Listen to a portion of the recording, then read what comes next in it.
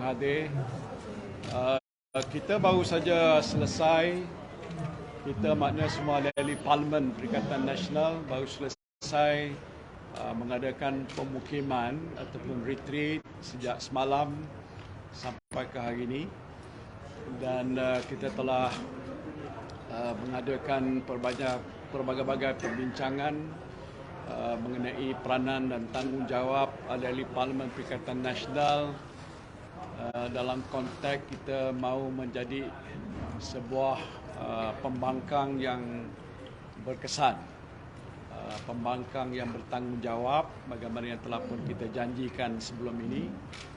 Maka di sini kita telah mengadakan beberapa sesi-sesi untuk memberikan taklimat kepada semua ahli parlimen tentang tugas, tanggungjawab, memberikan juga penjelasan tentang situasi semasa dalam konteks negara, terutamanya dari segi ekonomi dan isu-isu yang lain.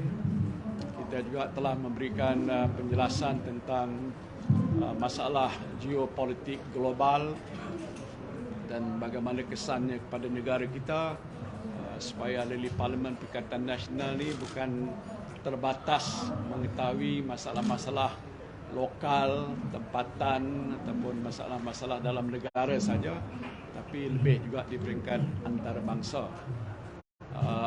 Dalam perbincangan itu antara lain ialah untuk kita menegakkan semula bukan saja peranan mereka, tetapi kepakaran dan kemahiran ahli parlimen kita yang agak ramai, 74 bilangannya, yang saya melihat mempunyai latar belakang yang cukup berkelayakan, baik lulusan akademik, pengalaman, termasuk pengalaman dalam kerajaan sebagai menteri, timbang menteri dan sebagainya.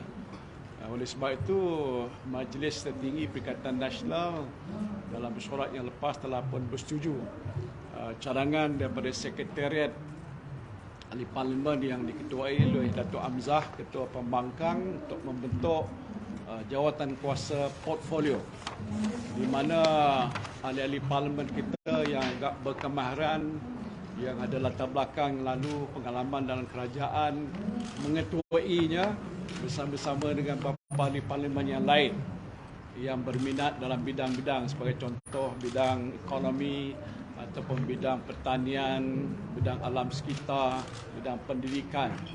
Jadi ini yang gambar ini yang telah pun kita cetak, kita edarkan pada semua pimpinan kita di seluruh negara, supaya ahli-ahli parlimen kita ni nanti diketahui bukan setakat menjadi ahli parlimen biasa, tetapi ada kemahiran, ada pengalaman, dan mereka nanti akan respon kepada beberapa isu-isu yang ada berkaitan dengan portfolio masing-masing, supaya kita akan dilihat sebagai ahli parlimen pembangkang yang berkesan. Demikian juga kerana Perikatan Nasional ini agak relatif baru, orang nak bertanya apakah DNA Perikatan Nasional. Itu antara perkara yang kita sebutkan, dan sebab itu kita bersetuju supaya di peringkat Sekretariat Perikatan Nasional nanti kita akan nanti mengeluarkan kenyataan-kenyataan polisi ataupun policy statement tentang semua perkara. Kalau ekonomi, apa pendirian dan dasar kita, kalau pendidikan, kalau alam sekitar, antarabangsa dan sebagainya, ataupun pertahanan, ataupun bidang keselamatan dalam negara dan sebagainya, itu kita akan bentangkan supaya rakyat akan tahu what do we present ourselves to be, dan dilihat kita sudah pun bersedia untuk memikul amanah yang lebih besar dalam rakyat memberikan kita mandat untuk mentadbirkan negara. Ya, itu telah kita putuskan. Dan antara perkara yang induk yang kita setuju ialah untuk kita mewar-warkan secara berterusan apa yang kita telah putuskan oleh parti dan sebenarnya kerajaan sebelum ini, iaitu dasar kemakmuran bersama ataupun Shared Prosperity Policy, yang sebenarnya telah pun dibentangkan oleh kerajaan terdahulu yang mana bila mana kita membentangkan rancangan Malaysia ke-12, terasnya ialah dasar dan wawasan kemakmuran bersama, shared prosperity, di mana dia melampaui batas kaum ataupun ras. Dia akan meneliti daripada keperluan negara, rakyat kita daripada pelbagai kaum, soal-soal yang berkaitan dengan soal ekonomi, pembahagian kekayaan dan sebagainya. Ini telah pun kita putuskan sejak dulu dan hari ini kita ulang semula. Kita nak jadikan dia sebagai dasar dan teras dasar pembangunan negara pada masa akan datang. Jadi itu kita telah putuskan pada hari ini. Kita juga, ini mungkin Datuk Hamzah boleh sambung, telah menubuhkan Sekretariat Ahli-Ahli Parlimen Perikatan Nasional. Ada tempat di mana mereka akan gunakan, di mana ada tim penyelidik, pakar-pakar yang boleh membantu mereka menambah lagi ilmu dan pengetahuan mereka dalam bidang masing-masing. Jadi bermakna bahawa walaupun dia ahli parlimen biasa, tapi tugas dan tanggungjawab dia untuk melihat dan membantu negara menyelesaikan isu masalah itu akan dipikul oleh ahli-ahli parlimen kita. Mungkin nak terang lagi ada apa-apa. Alright. Tadi dengan selain daripada pemukiman ni, apa yang berlaku malam mana Datuk Syahzah juga ada mengeluarkan pernyataan mengenai dengan pembekuan SIA. Pembekuan apa dari sudut Tantri sendiri ni? Okey.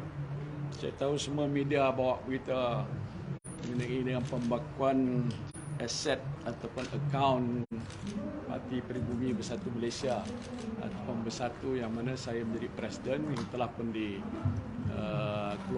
kenyataan awal oleh Setiausaha Agung Parti kita, Datuk Hamzah. Ya, saya cuma nak menyambung lagi untuk menyatakan secara lebih jelas dan tegas lagi. Saya buat satu catatan supaya dapat saya baca lah pada media. Ya, ini satu merujuk pada akaun Bank Bersatu yang dibekukan. Saya ingin mengulangi penegasan saya bahawa Bersatu tidak menerima sebarang wang daripada dana pakej ransangan ekonomi bernilai 92.5 bilion seperti yang didakwa oleh setengah-setengah pihak. Itu yang pertamanya. Pada masa ini, SPRM telah pun memperolehi penyata keuangan dan sebenarnya dokumen-dokumen berkenaan dengan keuangan Bersatu yang berkaitan, dan saya percaya siasatan SPRM yang dijalankan secara profesional akan membersihkan nama Bersatu. Saya juga ingin menegaskan bahawa dasar yang telah pun ditetapkan oleh Bersatu ialah setiap sumbangan pada parti mesti dimasukkan ke dalam akaun parti. Tidak ada sumbangan dana politik dimasukkan ke dalam akaun peribadi saya ataupun pegawai-pegawai dalam parti saya ataupun mana-mana organisasi yang mempunyai kepentingan di mana saya mempunyai kepentingan. Ada yayasan yang saya taja dan sebagainya. Langsung tak ada. Dan saya tahu bahawa SPRM telah pergi untuk membuat siasatan kepada badan-badan seperti itu, termasuklah Parti Bersatu bahagian Pagong. Kok tak ada kat sini, dia pergi ke sana. Itu tugas dia lah, tak apalah. Saya ingin menegaskan, ini juga telah pun disemak oleh pihak SPRM. Saya percaya siasatan ke atas penyata akaun Bersatu akan mendapati tidak ada wang berbilion ringgit dalam akaun parti. Kalau ada tu pelik juga lah, kaya-kaya lah kita. Tak ada. Itu telah pun diselesaikan. Malahan kita telah pun menyerahkan juga beberapa akaun yang telah diaudit yang telah pun dibentangkan dalam Perhimpunan Agung Parti kita, iaitu akaun 2020 sudah audit dan penyataan oleh auditor tidak ada apa-apa perkara luar biasa, semuanya betul. Tahun 2021 pun akaun telah tutup, dah diaudit. Juga kenyataan yang tegas dan jelas menyatakan tidak ada apa-apa luar biasa. Bermakna dia adalah teratur. Akaun 2021 pun yang ini akan kita bentang. 2022 akan kita bentangkan dalam Perhimpunan Agung kita bulan 3 depan. Harapan kita juru audit kita boleh buat kerja untuk menyelesaikan perkara itu dengan adanya kerjasama oleh pihak SPRM, kerana mereka ambil dokumen. Jadi macam mana nak buat auditan. Jadi kalau itu dapat, maka kita akan bentangkan juga dalam perhimpunan. Makna itu semuanya teratur mengikut kehendak-kehendak oleh pendaftar pertubuhan dan prosedur yang berkaitan dengan auditan akaun pertubuhan sebagaimana yang ada dalam Bersatu. Jadi saya juga jumlah wang yang masuk ke akaun parti dan jumlah baki wang dalam akaun Bersatu sebelum dibekukan semuanya adalah dalam pengetahuan SPRM. Dan saya yakin bahawa rekod keluar masuk wang dalam akaun Bersatu adalah teratur dan dari sumber yang sah di sisi undang-undang. Dan justru Bersatu telah pun menulis ataupun kita akan hantar surat hari ini kepada pihak SPRM supaya perintah pembekuan akaun Bersatu ini dapat dibatalkan. Mana bila dah beku akaun, kami sebagai pertubuhan politik yang penting dan besar ni tak ada duit lah. Nak membayar gaji pentadbiran bukan saja untuk sebulan, untuk sepanjang masa. Kalau dia sekarang ni dikatakan beku untuk 3 bulan. 3 bulan bersusah. Kalau pegawai saya tak ada gaji, nak maintain pejabat tak boleh, nak bayar sewa tak ada. Itu membawa kesan pada kelicinan pentadbiran parti dan juga peranan kita sebagai parti yang penting dalam negara, dalam Perikatan Nasional. Jadi sebab itu kita minta supaya seboleh mungkin selepas dah disemak dan didapati memang tak ada apa-apa bentuk penyelewengan, salah guna kuasa, wang masuk dalam akaun individu, maka SPRM harus segerakan membuat keputusan untuk itu dapat dibatalkan. Ini adalah penting supaya pentadbiran Parti Bersatu dapat berjalan secara lancar, termasuk pembayaran gaji pekerja dan lain-lain komitmen keuangan Bersatu dapat dilunaskan mengikut jadual.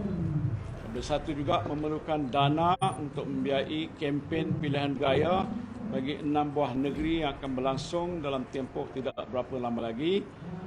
Janganlah pembekuan akaun Bersatu ini menjadi motif sebenar pihak kerajaan PH atau BN untuk melumpuhkan jentera Bersatu dan Perikatan Nasional di dalam PRN yang akan datang. Ini saya jelaskan. Pasal ada orang kata ini motifnya politik. Jadi kalau langkah begini diambil, maka tentu menghalang apa saja usaha yang sedang kita buat untuk terlibat dalam aktiviti pilihan raya, membantu rakan-rakan dalam Perikatan Nasional dan sebagainya. Saya percaya SPRM akan menjalankan siasatan secara telus dan profesional dan saya memberikan jaminan bahawa Bersatu akan memberikan kerjasama yang sepenuhnya kepada SPRM untuk melengkapkan siasatan. Itu kenyataan yang saya nak jelas. So jawab semualah, tak payah tambahan lagi. Okey. Alright, terima kasih.